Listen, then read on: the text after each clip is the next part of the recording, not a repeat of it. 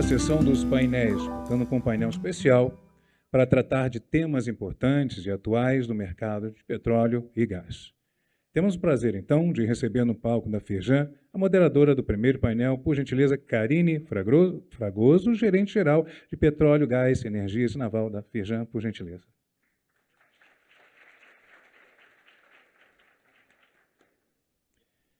Sigamos com os painelistas. Fernando Siqueira, diretor técnico da MODEC, por gentileza.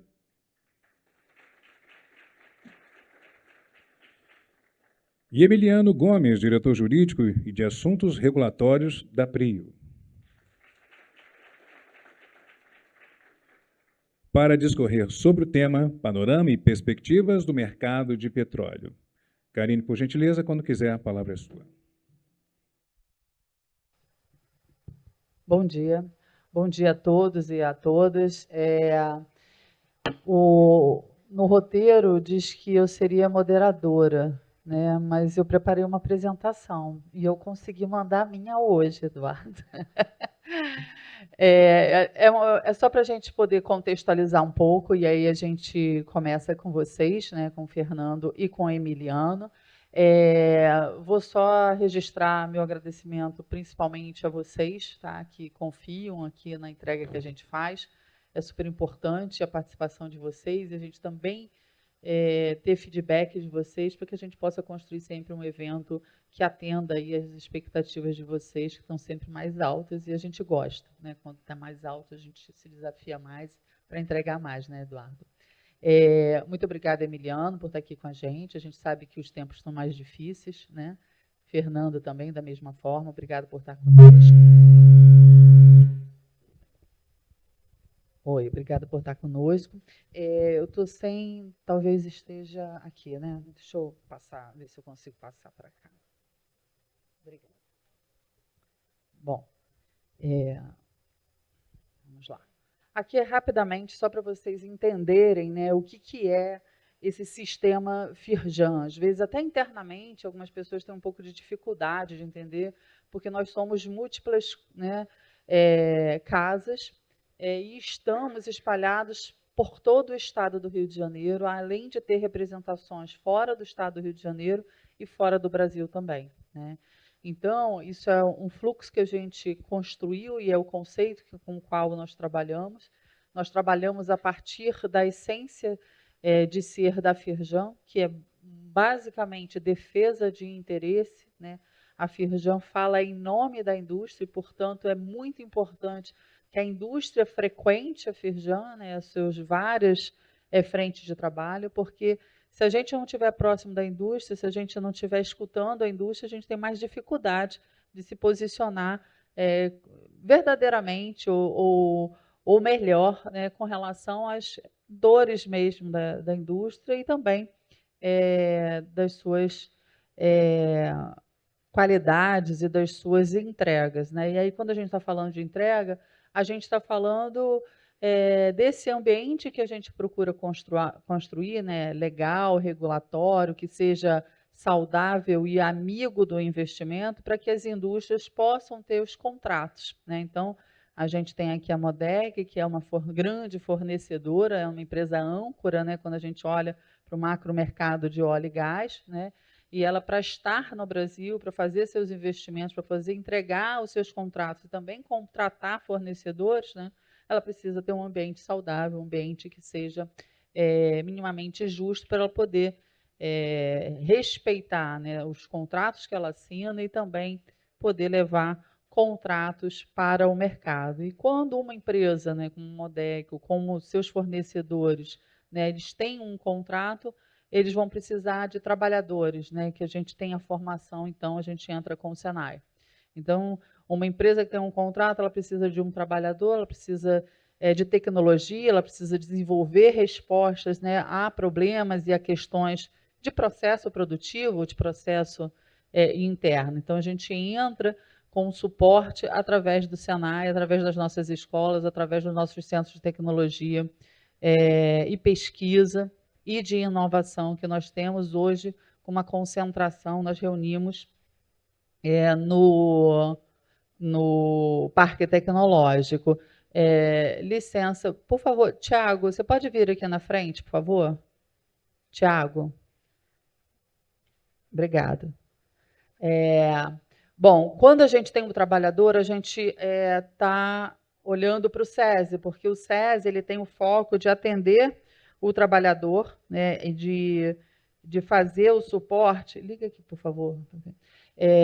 Para fazer o suporte ao trabalhador na medida em que ele precisa de saúde, de educação, de lazer, de segurança, né? E a gente atua também com o SESI com toda a parte de responsabilidade social, principalmente no entorno das operações, e a gente está falando de óleo e gás, no entorno das operações de óleo e gás. E aí a gente entra também com o IEL, que é a parte de capacitação executiva, que hoje está ancorada ali na Casa Firjan, ali em Botafogo, né? Que entra também com toda a parte de inovação, e por fim, a gente entra com o CIRGE, que tem aí um encadeamento produtivo quando a gente olha para os serviços, né? Então, toda essa atividade é suportada por serviços, como, por exemplo, por vários escritórios que hoje estão aqui conosco, né? Que são prestadores de serviços para esses ambientes do petróleo e do gás mais amplo. Vou dar uma corrida aqui. Isso daqui é uma estimativa, né? Como a gente estava olhando para o mundo, né? No final do ano passado, início desse ano, como a gente se prepara para apresentar internamente o nosso planejamento, né? Então, vejam que a gente já tinha observado vários movimentos acontecendo no mundo, né? A gente inicia o ano, né, com Venezuela, e logo na sequência a gente vê iniciado esse conflito, né, que a gente tinha aí pelo menos uma expectativa, né, pelos Estados Unidos, né, do seu presidente, de ser um conflito de 4 a 5 semanas, né, e a gente passa, né, de um período de tentativa de dominância e concertação para um período real de um conflito, de um maior, né, no sentido de não ter tido as respostas que o governo dos Estados Unidos esperava ter em 4, 5 semanas. A gente já está aí finalizando essa segunda semana colocada, e a gente vai, né, tendo um pouco mais de consciência de que os efeitos desse conflito, que começam com uma questão logística, né, a partir do conflito, ele deve se estender por mais tempo, né? Então a gente deve conviver com os efeitos desse conflito por mais tempo do que a gente tinha, né, a suposição no início de tudo isso. Então a gente vive aí, né, um mundo em constante movimento, e é importante que a gente perceba esses movimentos. E aí eu destaco, quando a gente olha para o Brasil, e a gente geralmente não olha só para o Rio de Janeiro, né, porque existe oportunidade para a indústria no Brasil como um todo, então a gente está acompanhando o que está sendo feito também pela Bacia de Pelotas, e óbvio que chega muito sobre toda a margem equatorial, que engloba 5 bacias lá em cima, né? E a gente destaca aí a região das Guianas, né? Que começa ali no nosso Amapá, que foi também uma Guiana, né, no passado, a Guiana portuguesa, a Guiana francesa, que hoje tem permissão pela Total de ser também trabalhada, o Suriname, a antiga Guiana holandesa, a Guiana inglesa e a Venezuela, antiga Guiana espanhola. Então, é uma região que a gente acredita que tem um alto potencial de se transformar aí no que a gente tinha na literatura antiga, né? De um dos vértices do triângulo do óleo, né? Macaé era um desses vértices, e a gente acredita que se tudo, né, que a gente está estimando de reserva para a margem equatorial, a começar pelo Amapá, for realmente real, aquela região tende a se tornar um grande, né, ambiente de produção e, portanto, de oportunidades para fornecedores e de construção, né? Então, assim, hoje a gente saiu há pouco tempo, né, do evento de Macaé, estivemos com o governo do Amapá, com a Agência de Desenvolvimento. Hoje, Macapá e o Amapá já sofrem uma migração, né? Então, até ontem a gente falando sobre as questões relacionadas a essa potencial redistribuição de royalties, né? Que vem, né, o royalty vem como uma compensação pelo uso do território, para uma pressão maior nesse território. Macapá já sofre essa pressão, né? Já tem um processo migratório, e que o Estado e o município já têm que ter recursos financeiros para responder a esse aumento de densidade populacional e a esse aumento de demanda por saúde, por educação, por segurança pública, né, por limpeza urbana. Então, são questões que, de um modo geral, vão também trazer desafios regulatórios e também tributários, né, para essa nova região aí de exploração, tá? Aqui eu vou passar rapidamente, eu deixo a apresentação para vocês, né? Como o Eduardo falou, a gente trabalhava na casa dos $70, $65 no início do ano, mas com uma previsão de queda no primeiro semestre, né? E, na verdade, a gente teve um inverso disso, né? Em função do conflito, mas a questão não é só o valor, né, de referência do Brent. A gente tem sinalizações colocadas pelo PEP, né, Emiliano, de redução de demanda de óleo. Então, tá bom, o preço aumentou, mas se vai consumir menos do meu produto, no final, né, como é que fica essa conta, né? Porque a gente tende a olhar, ó, pô, esse pessoal está ganhando dinheiro para caramba, mas a gente precisa ver também os riscos que cada um está enfrentando para poder fazer e tornar, né, e manter o seu negócio de pé, né? Nós tivemos agora não faz muito tempo, né, numa indústria que tem um ciclo tão longo, né, a gente está falando de 2022, há 4 anos atrás, nós chegamos a bater $20 o barril, né, e as empresas continuaram, elas continuam, né, então a gente é necessário acompanhar e é preciso ter uma boa visão sobre o que de fato está acontecendo. E aí a gente traz também um dos slides, né, que fundamentaram o nosso plano de trabalho para esse ano. Então, é um ano mais curto, é um ano mais duro, um ano mais difícil, né? A gente só não sabia que ia ser tanto, né? A gente já esperava que fosse, mas não sabia que ia ser tanto, principalmente para o nosso negócio, né? Para o nosso mercado, né? A gente tem, né, e convive aí com um potencial de crise energética.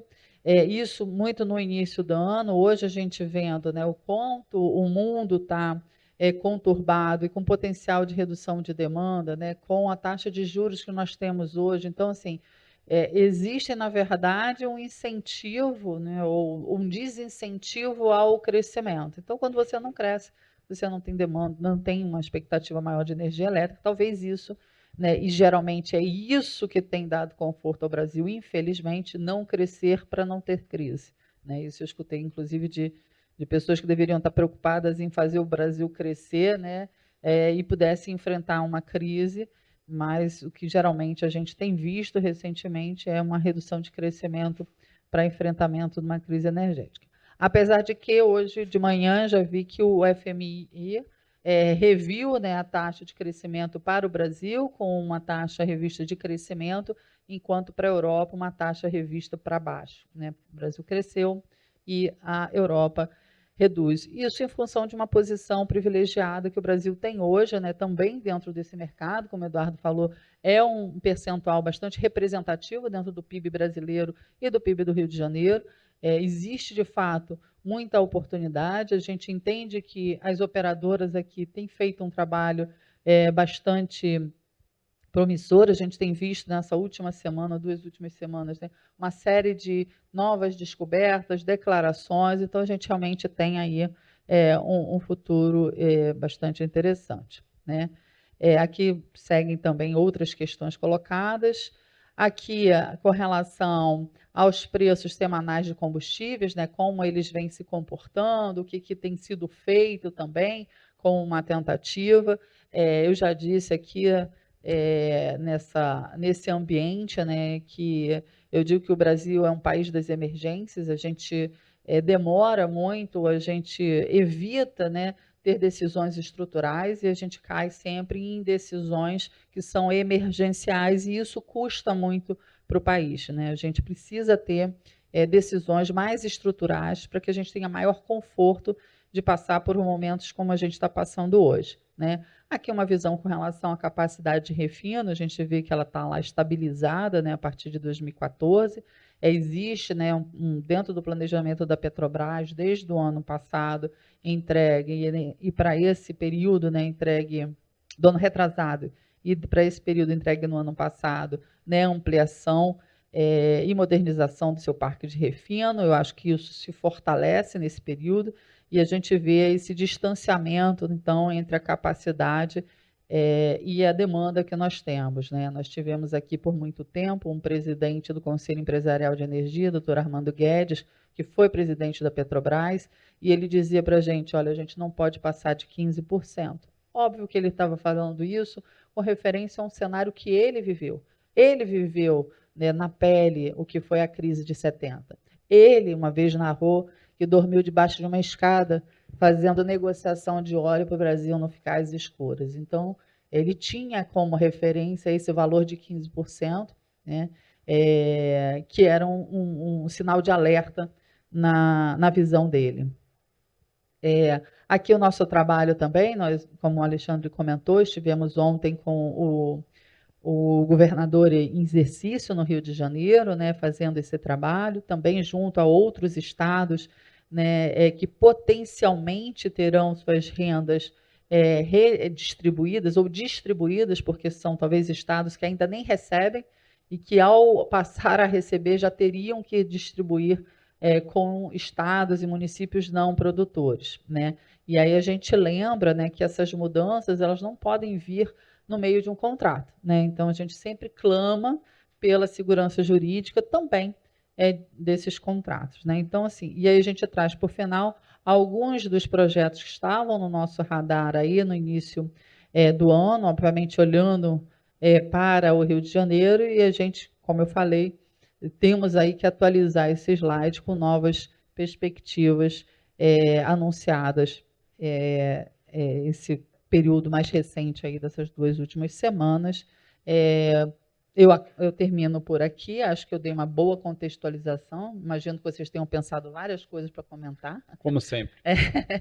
E aí a gente vai fazer assim, né? Acho que a gente pode começar com o Emiliano e depois a gente passa para você, Fernando. Emiliano trouxe uma apresentação para a gente também, né? Acho que Rapidinho. vai ser um pouco mais contundente que eu. Vou tentar. Faz parte.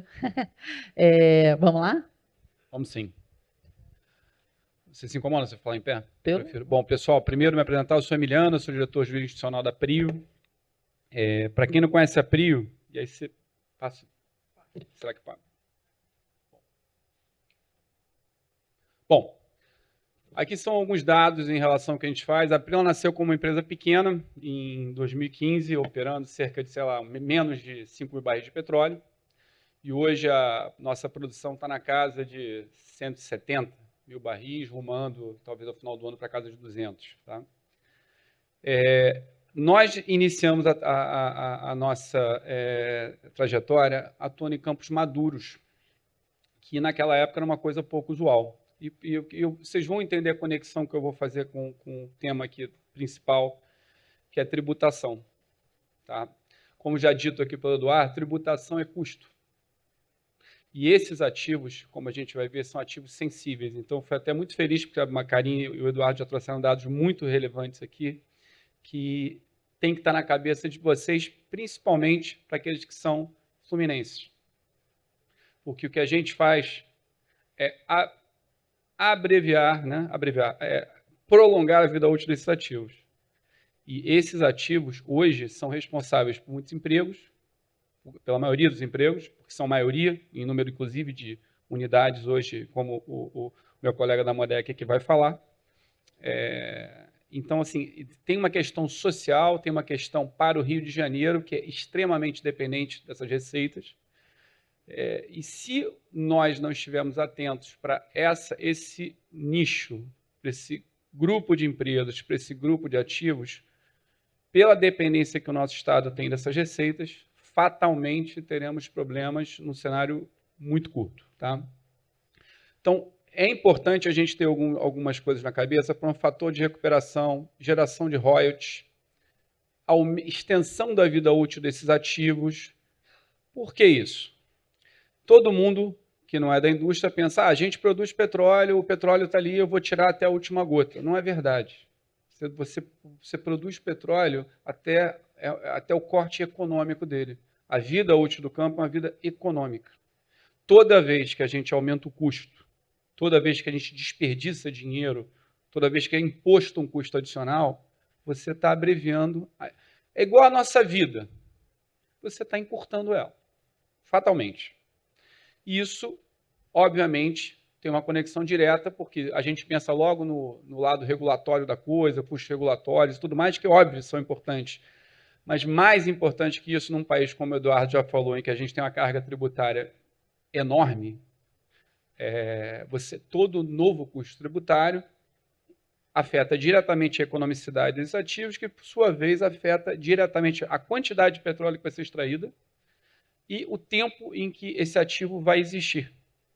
Consequentemente, você está abreviando empregos, está abreviando a atividade econômica, está abreviando o pagamento de royalties e, como eu vou falar depois de tieback, vai abreviar futuras até explorações, né, para não ser muito técnico, mas futura produção em ativos marginais, que são ativos marginalmente econômicos, eles não são maduros. Eles são acumulações de petróleo pequenas que não aguentam você colocar um FPSO ali em cima, que é um investimento altíssimo, então ficam por aí e não são exploradas, e são muitas. Então, assim, a gente tem esse problema de uma tendência estrutural de envelhecimento da nossa bacia. A nossa bacia hoje ela é responsável por 70% do petróleo brasileiro, Karine? É isso? Ou mais, né? E, consequentemente, dos royalties. E, consequentemente, os nossos estados e os nossos municípios são extremamente dependentes das receitas também. Alguns mais, outros menos, mas todos. Então, a gente tem todas essas pressões de custo, elas só têm um efeito: encurtar essa vida. E é exatamente isso que a gente quer combater, porque uma unidade, uma FPSO, por exemplo, eu imagino, vou pedir até a cola aqui, mas eu imagino que empregue cerca de 300 pessoas. Por volta disso. Por volta disso. Você imagina que a maioria desses FPSOs hoje estão aí boiando em campos maduros. Você tem, obviamente, ativos do pré-sal com produções enormes de petróleo, que contribuem muito com royalties assim, para a sociedade, mas a quantidade de empregos não difere muito. Quando você olha a quantidade de empregos, é igual. Quando você olha o arranjo econômico de prestadores de serviços, de combustível, de barcos, de helicóptero, é muito similar. Ele é incremental, ele não é tão relevante. Só que o número de ativos maduros é gigante. Então, se nós não começarmos a olhar por essa ótica, enxergar o tributo como custo e para o Rio de Janeiro como algo extremamente gravoso para esse pedaço da indústria, que eu estimo que o Rio de Janeiro, o Estado, deve ter das receitas totais cerca de 20% a 25%, dependência de royalties, um pouco mais talvez, né? Então, não é qualquer coisa. Um Estado que mais 60% dessa receita já é contingenciada para pagamento de folha de ativos e inativos. Então, não sobra dinheiro. Já não sobra. Então, há uma conexão direta. Qualquer modelo fiscal inadequado, qualquer custo inadequado, ele vai fatalmente gerar um único resultado. E um resultado para todos nós aqui. Tá? Não é à toa que o maior salário mínimo aqui do estado do Rio, onde é? Macaé. Acho que é R$ 6.500, se eu não me engano, a média. Por quê? Por causa da indústria do óleo e gás. Nós nos beneficiamos dos royalties aqui todos sem saber. Mas eles são fundamentais aqui para manter o nosso Estado funcionando. E como o Alexandre já disse, teremos agora uma decisão fundamental para aqueles que não sabem, que é o tema no STF sobre a redistribuição dos royalties, na qual o Rio de Janeiro pode ser potencialmente um grande ganhador, quer dizer, manter o status quo ou um grande perdedor, que é um risco gigante para nós. Tem um dado aí que o Brasil enfrenta a queda do fator reserva-produção. O que é o fator reserva-produção? Se você parar de produzir petróleo, quanto tempo a gente continua, essas reservas duram? Se você fizer um recorte no tempo, quanto dura? Isso reduziu de 23 para 3, são 10 anos. Isso quer dizer o quê? Que a gente não está investindo o suficiente na reposição dessas reservas. Não é o suficiente. É um fato. Tá? E aí, voltando para uma notícia que eu adoro da minha querida presidente Magda, presidente da Petrobras, que quando ela fala de evitarmos que nossa bacia, se torne uma Detroit. Para quem não sabe o que é a Detroit é uma cidade americana que ficou muito conhecida durante a produção de carros, né? E teve todas as grandes fábricas lá e o mundo mudou e a cidade ficou abandonada. A referência dela é exatamente a esses Campos Maduros, porque teremos aqui que abandonar diversas instalações e privando, em função disso, produção de petróleo, porque toda vez que nós tiramos uma instalação, nós inviabilizamos alguma coisa ao redor. Tá? Eu não trouxe aqui, infelizmente, aliás, eu trouxe sim. Se vocês observarem aqui embaixo, esse é o mapa de instalações no Golfo da América agora, agora, segundo Trump, é o Golfo da América. E em cima a gente tem a infraestrutura subsea aqui da Bacia de Campos. Vocês vão ver uma diferença muito grande. Isso aí chama atenção. A primeira vez que eu olhei isso, chamou muita atenção, porque cada nova exploração aqui, cada ponto de conexão desse, será fatalmente muito mais barato. Porque eu vou conectar direto ali, ou eu vou ter gás, ou eu vou ter escoamento de óleo, ou eu vou ter a proximidade de algo e vou ter um arranjo de prestadores de serviços próximo que vai tornar a minha operação muito mais barata. E como vocês veem, a gente não está nesse caminho. Tá? Então, se a gente não começar a falar de um tema que, para aqueles que não conhecem, são tiebacks, o que são tiebacks? Na verdade, você faz, por exemplo, como nós fizemos agora, no caso, já tínhamos feito Tubarão Martelo e Polvo, mas fizemos agora no caso de Wahoo, que é o seguinte, a gente tem um ativo, que é Frade, que tem um FPSO, e existia um campo marginal chamado Wahoo, que é uma acumulação de petróleo que não fazia sentido econômico você botar um FPSO ali, o investimento não suportava, era pouco óleo para o investimento financeiro, né, necessário para você contratar aquele FPSO, colocar, mobilizar e tudo mais, que é muito dinheiro isso. E aí o que a gente fez? Você tinha capacidade ociosa nesse campo, que é o campo de Frade, ou seja, o FPSO estava produzindo na casa, sei lá, de 20, 30 mil barris de petróleo, ele tem capacidade de processar até 90, 100 mil barris. Ou seja, você conecta esse FPSO a esse outro campo, perfura, faz uma conexão que foi uma conexão muito longa, uma das maiores do planeta, são 34 quilômetros de conexão subsea, e você produz esse óleo através do campo do FPSO Frade. Agora, se eu tivesse descomissionado, a exemplo, se Frade fosse um ativo que tivesse sido descomissionado, esse petróleo nunca seria produzido. E é disso que eu estou falando aqui. Isso aí se reproduz, né, nesse caso, e se reproduz em diversos outros.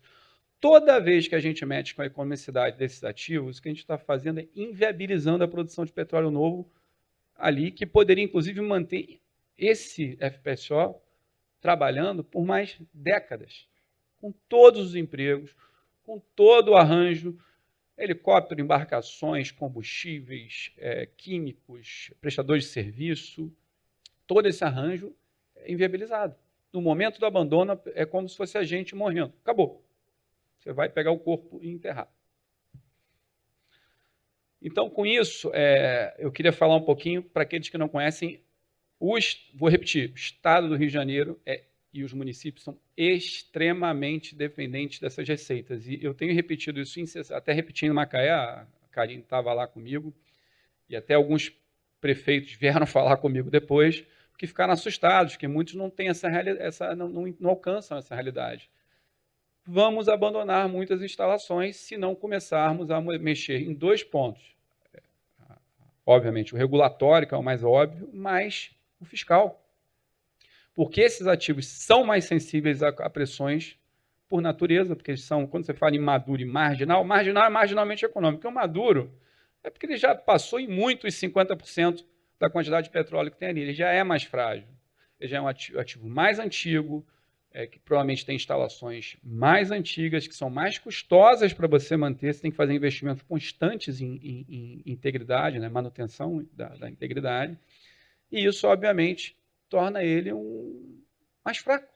Ele precisa de incentivos, você já deve ter ouvido falar no passado aí de redução de royalties para produção incremental de petróleo, que é legal, mas a gente tem que avançar, a gente tem que falar para Campos Maduros, a gente tem que falar de tiebacks, a gente tem que falar disso tudo, a gente ainda está muito atrasado nessa agenda regulatória, e a gente tem, obviamente, falado sempre com a ANP sobre isso.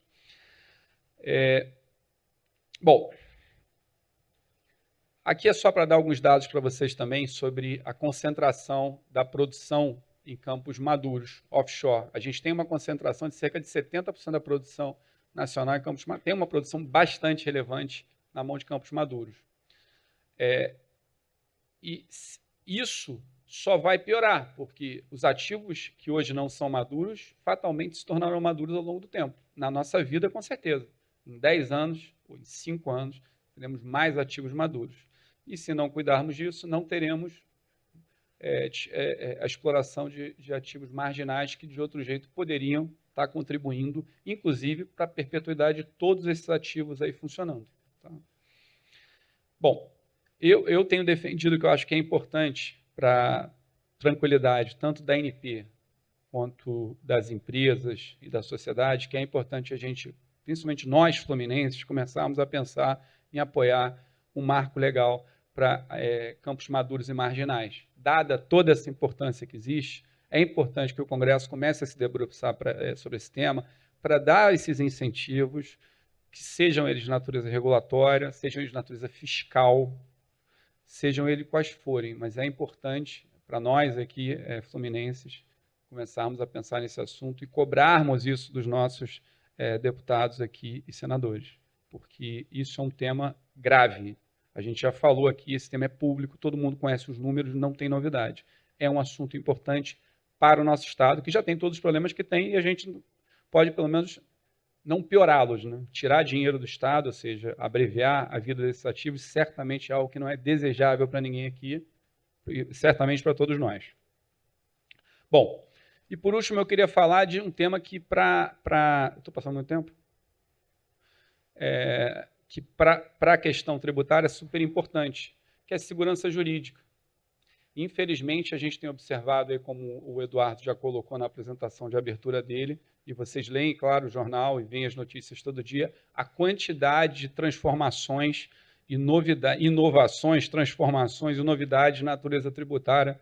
E aí eu poderia citar diversas agora. Temos agora recentemente o imposto de exportação sobre a produção de petróleo, tivemos a reforma tributária com o imposto seletivo, que também alcançou a produção de petróleo, tivemos N outras, tivemos o FOT, que foi citado aqui, que é uma particularidade aqui do nosso Estado também, que também não nos ajuda, né?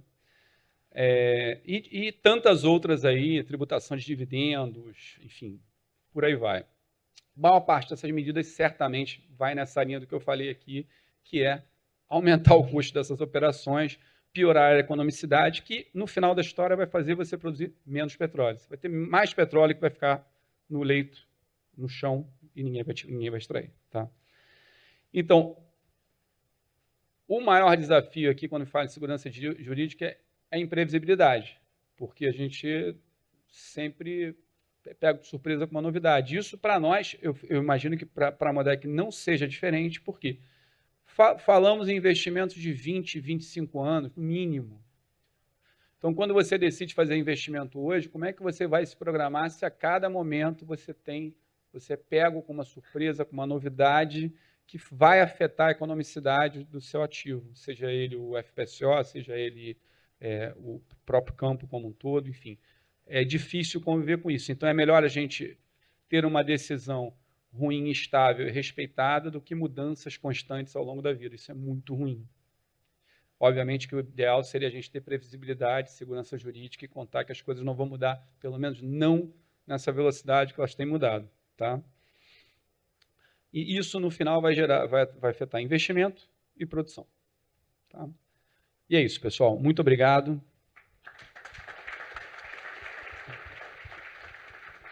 Obrigada, Emiliano. Eu vou fazer assim, eu vou passar direto para a apresentação do Fernando e depois a gente comenta o que vocês trouxeram para a gente. Pode ser assim, Fernando? Por favor, fique à vontade.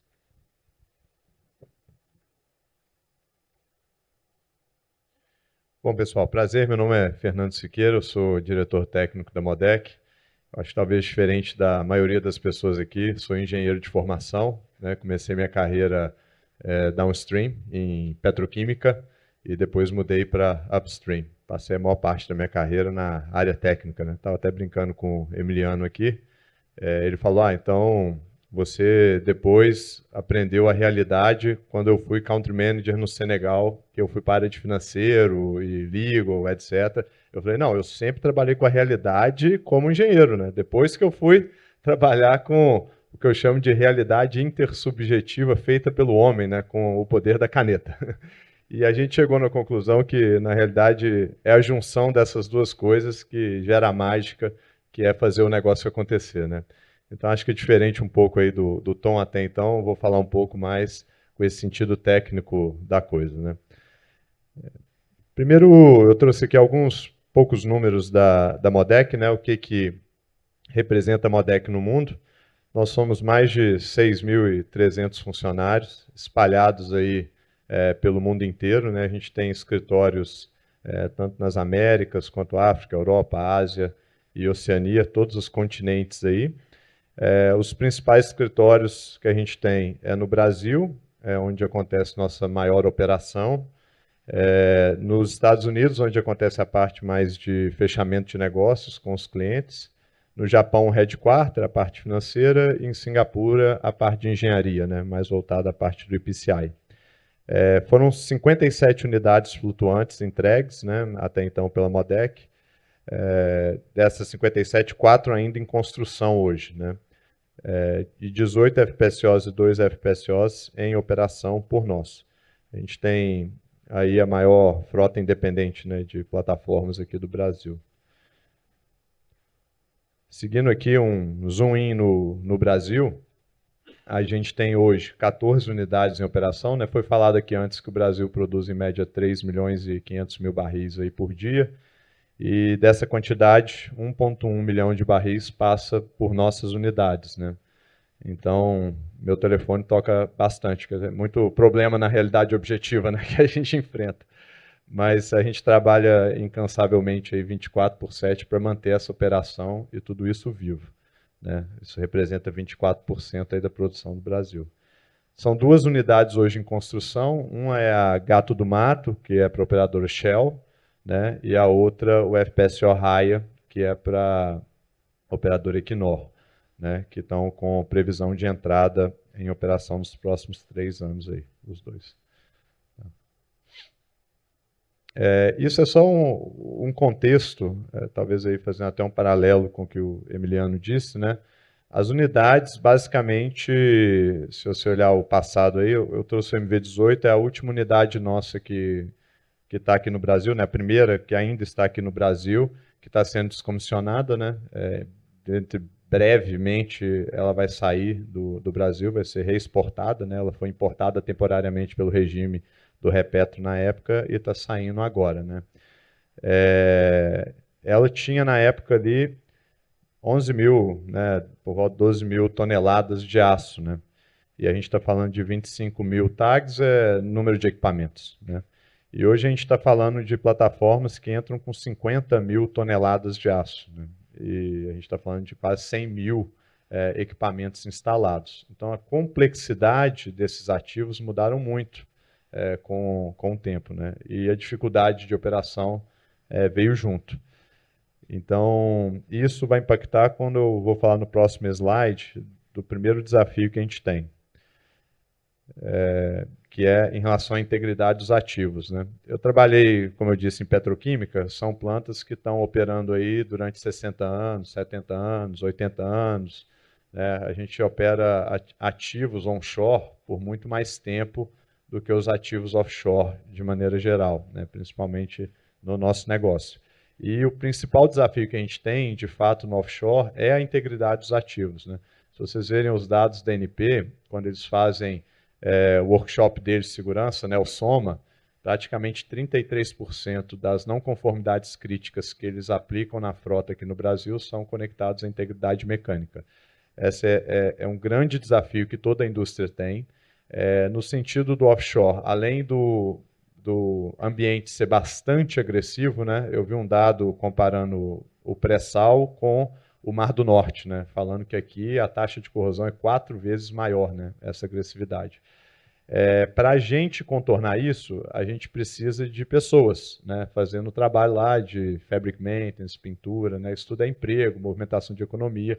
Mas no mercado offshore a gente tem uma restrição que é a questão do POB, né, People on Board. A gente tem uma limitação de quantidade de pessoas que a gente consegue colocar a bordo, que gira em volta ali de 150, 160, que foi o que o Emiliano trouxe ali. Cada plataforma emprega 300 pessoas. É um pouco mais do que isso, porque são diferentes serviços, né, que acontecem, então acaba expandindo um pouco mais. Mas a gente tem que, buscando essa integridade, trazer outros serviços conectados às nossas operações, como o que tem acontecido bastante hoje com a Petrobras, principalmente, né, no mercado de flotel. Tem trazido várias embarcações aí de fora para poder colocar gente a bordo e aumentar a capacidade de execução, né? Acho que, se não me engano, a Petrobras hoje tem afretado por volta de 13, 16 unidades dessas, que conseguem alocar mais 300, 350 pessoas. Back-to-back, daria ali mais 700 empregos diretos para poder reverter essa situação de integridade, né? E tudo isso tem um custo bastante elevado que adiciona ao plano de negócio inicial desse ativo, principalmente quando a gente coloca a questão da vida útil em jogo, né? Quando a gente conecta, né, o Emiliano defendeu bem aqui, né, a importância da continuidade operacional para a nossa indústria, tanto para o lado do petróleo, quanto para o lado profissional, né, de manter empregos, quanto para o lado de receita e etc. E não é só o que estava acontecendo antes do término da vida útil, né? Quando você estende, você tem um investimento a ser feito que vai além do que estava se gerando inicialmente, né? Então, eu vejo muito essa responsabilidade de quem está trabalhando com essa realidade intersubjetiva das leis e de techs, de entender o problema como um todo, né? Aumentar a taxa e aplicar essa taxa de maneira uniforme simplifica muito o problema real que nós vivemos na realidade objetiva aqui.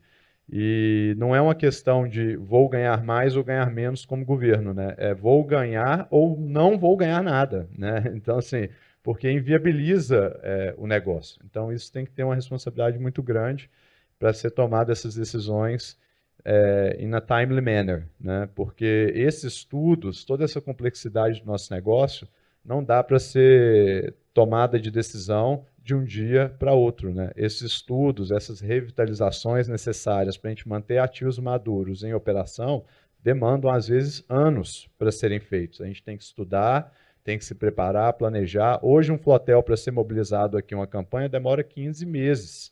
Né? Então, eu tenho que tomar uma decisão de pelo menos 2 anos antes dessa extensão, para poder colocar a engenharia, para poder preparar e fazer o escopo, para poder fazer as contratações, para estar pronto para fazer o trabalho de revitalização dos ativos. Né? Então, a gente não pode esperar. Um outro desafio que a gente tem é as pessoas. Até hoje, a Modec cresceu bastante aqui no Brasil, e a gente só veio contratando gente, né? A gente vem contratando e aumentando o número de profissionais que a gente tem aqui. Quando eu entrei na empresa aproximadamente 15 anos atrás, tinha por volta de 60% brasileiros, 40% expatriados. Hoje a gente tem por volta de 94% brasileiros trabalhando aqui no Brasil. Eu acho que o único setor lá da plataforma que a gente tem extrema dificuldade ainda de conseguir completar a mão de obra com brasileiros é a parte de marinha, de naval, que a gente não consegue, de maneira tão fácil, atrair esses profissionais. Seja porque a pessoa que escolhe marinha escolheu navegar, né? E o FPSO é parado e tem essas questões, seja porque também é bem competitivo o mercado com a própria Petrobras e outras empresas de navegação. Então, a gente acaba atraindo ainda expatriados para essas posições. Mas não para aqui, não é só esses 94% de brasileiros que a gente tem. A gente exportou, e isso não só a Modec, mas outras empresas da área, a gente vem exportando profissionais para fora. Como eu disse aqui, eu tive experiência de abrir a Modec, no seu country manager lá no Senegal, foi a primeira operação daquele país, e a gente populou lá a plataforma com uma boa parte de brasileiros, né? Lá em Gaiana, se você for lá, tem vários brasileiros trabalhando lá, né? Não só na Modec, como todos os subcontratados. Então, eu acho que, voltando à mensagem é que eu acho que o Bruno que comentou, né, de ser positivo, eu acho que a gente tem que ter muito orgulho como brasileiro do trabalho todo que a indústria de óleo e gás fez pelo país e vem fazendo pelas pessoas. E eu acho que isso é reconhecido não só aqui, como lá fora também, né? Mas fato é que a gente vem sendo pressionado, né, pelo crescimento e a formação cada vez mais rápida desses profissionais para poder popular as plataformas. E até o ponto de hoje, o que vem acontecendo agora é um pouco de entrar num platô, né? Uma unidade é descomissionada e sai, e outra unidade entra no lugar, né? Então a gente acaba conseguindo aproveitar bastante os profissionais, a gente não tem que desmobilizar ninguém, mas a gente está entrando agora num regime permanente aí entre chegada de unidade, saída de unidade, e o que tem ajudado a continuação desse aumento de mão de obra brasileira tem sido até os projetos fora, né? Principalmente ali na África e aqui nas Guianas, né? Como foi comentado. E o último aqui, eu coloquei o descomissionamento, porque se a gente não for reaproveitar no campo maduro, a gente tem que descomissionar, né? E o descomissionamento, vou tentar simplificar bastante aqui, tem 2 desafios, né? Se você manda para fora, tem a questão ambiental, que é tratar os resíduos radioativos. Hoje gira em torno de quase 1 ano para você conseguir desenrolar todo o processo entre o país que está recebendo, o país que está enviando, o país onde a plataforma está passando, e isso coloca bastante pressão, porque esse navio em descomissionamento ele já não está produzindo, ele é puramente custo. E tem uma pressão grande para a gente conseguir fazer essa reexportação o mais rápido possível, né? Então esse é um desafio, é uma coisa que a gente não gostaria de fazer, né? Não gostaria de passar por tudo isso. E outra opção seria o quê? Descomissionar aqui no Brasil. E aí, quando a gente faz esse descomissionamento aqui no Brasil, é o desafio tributário, porque a gente importou isso de maneira temporária, né? E aí a gente tem que exterminar o regime passando aqui para fazer um descomissionamento. E aí vem a dificuldade, eu como técnico, né, quando entro nessas discussões, de entender o quão difícil é para o pessoal que trabalha, né, em fazer as leis e promover isso, compreender que a gente está perdendo uma grande oportunidade em facilitar isso. Porque a hora que esse navio que vai ser descomissionado, não é uma questão mais de tomada de decisão, se a gente conseguir trazer isso para cá, né, a gente acaba com o problema da regulação ambiental, que é um norme que, caso haja, for nós mesmos que geramos e a gente que se beneficiou da produção disso tudo, e a gente é que tem que tratar mesmo, né? Tanto é que quando a gente acaba o desembaraço, sempre tem o acordo de que se achar alguma coisa lá, vai reimportar para cá. Mas tem que ter um entendimento de que a gente terminou a vida útil daquele ativo, conforme ele foi importado temporariamente, inicialmente pensado, né? E agora a gente quer continuar um outro negócio, que é o descomissionamento, o desmantelamento, que empregaria, né, milhares de pessoas, né, geraria milhares de oportunidades, e às vezes a gente está deixando de fazer isso acontecer por uma simples mudança na legislação para dar a segurança jurídica necessária para que as empresas partam para essa solução, que naturalmente, na realidade objetiva, já temos o incentivo de fazê-la, né? Então, acho que até recentemente teve um movimento positivo, onde o manual do Repetro foi atualizado, e aí sinalizaram de maneira mais clara a responsabilidade do descomissionamento em relação ao Repetro. Acho que foi um movimento muito positivo, até suportado, de certa forma, aí, pelo IBP, né, com intervenções lá em Brasília. Então, eu acho que o que a gente precisa agora é acelerar isso para a gente conseguir atingir melhores resultados. Obrigado aí, pessoal, pelo tempo. Espero ter trazido alguma novidade para vocês.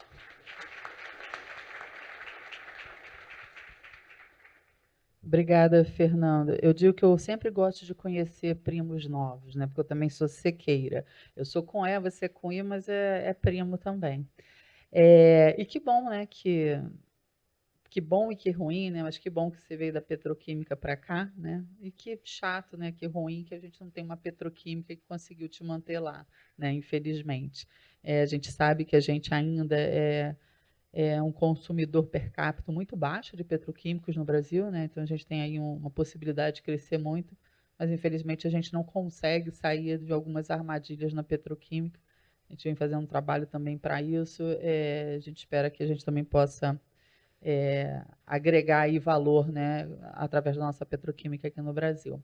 Mas muito obrigada pela apresentação. Tenho algumas perguntas com relação à apresentação e outras mais amplas. Aí eu vou começar com o Fernando, Emiliano, depois a gente volta para você. Uma é com relação à comparação que você fez, né, de uma das plataformas, que a gente fez uma conta, né, rápida ali, que é mais ou menos 1/4, né, do tamanho do que do que vocês estão produzindo ou entregando hoje, né? A capacidade também de produção? Também.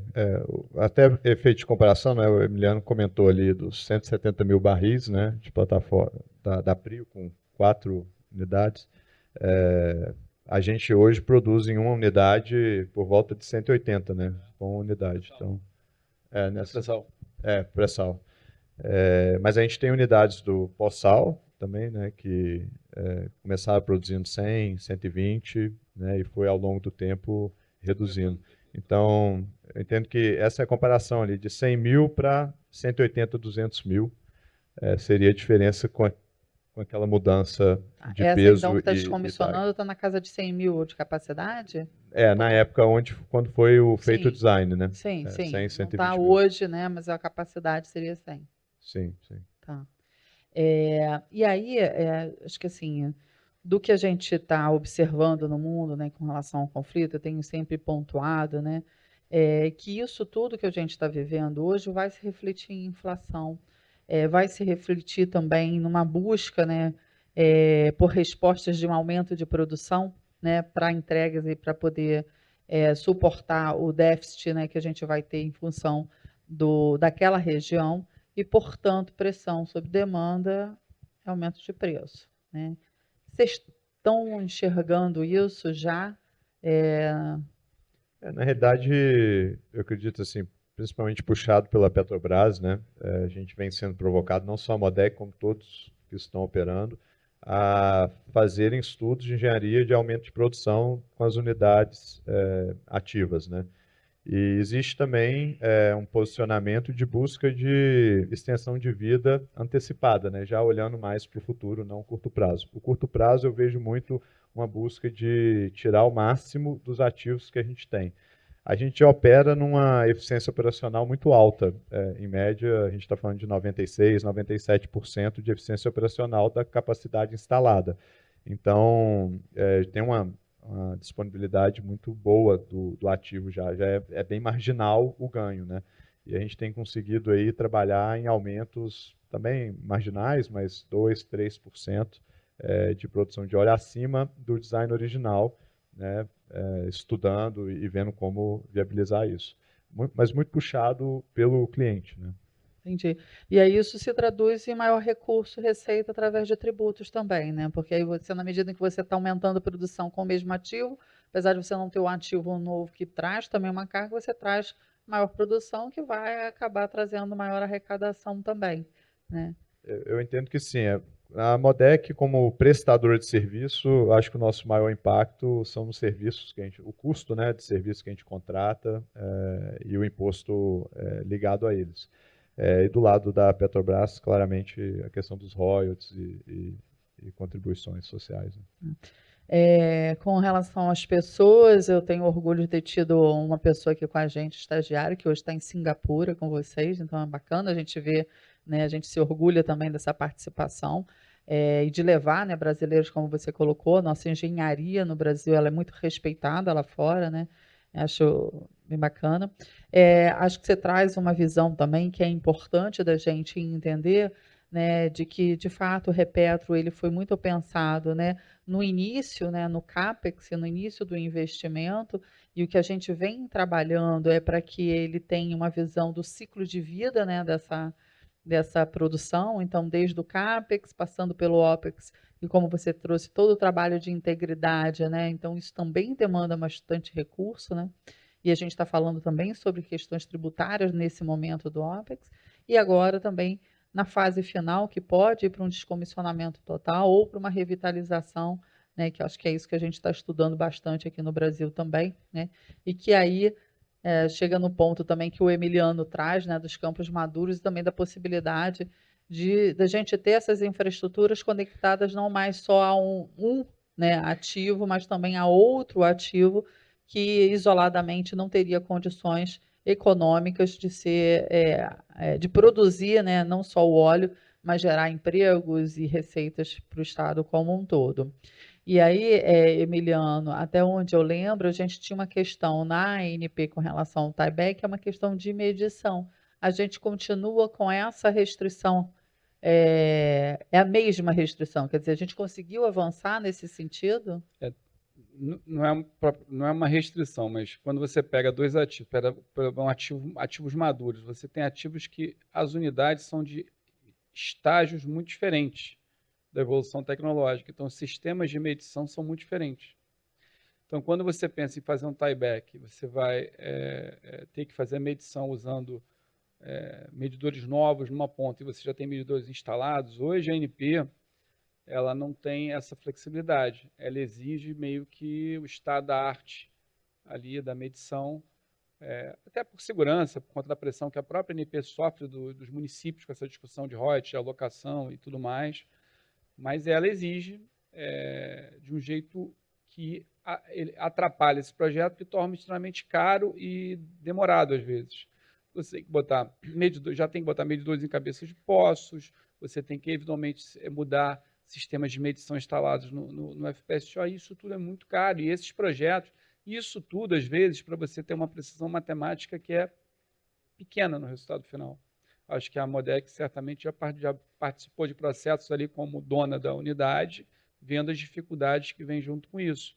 São, às vezes, reformas que envolvem capex alto, são lentas, e elas muitas vezes não chegam ao resultado desejado, que é você ter uma assertividade, às vezes, que é de casa decimal, que não, na real não muda nada. O que muda de verdade o jogo é você produzir mais petróleo e mais rápido.